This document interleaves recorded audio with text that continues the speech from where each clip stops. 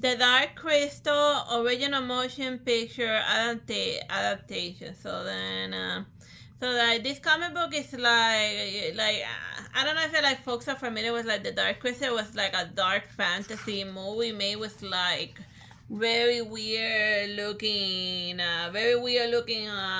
Muppet looking picture, but this is just how they were like supposed to look like in the movie. But like if they had like more advanced puppetry, they would have looked like this one. So just like I guess this guy's like the last of he thinks it's like the last of his species, and then like they were all like hunted to extinction because of a weird prophecy about them.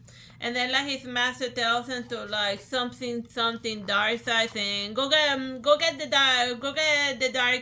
pieces of the dark crystal, fuse them together, and like balance something or another. And then off he goes on his journey. So the dark crystal is just mainly the thing that pushes like the plot forward.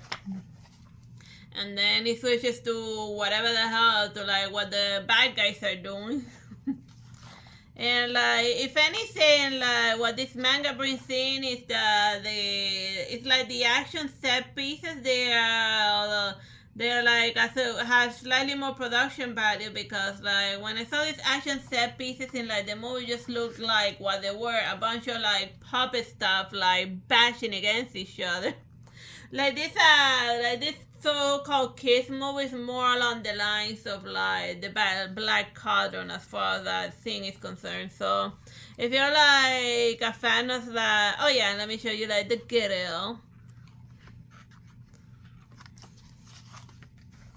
Yeah, that's the girl that he eventually meets around the journey, the female with species. You know.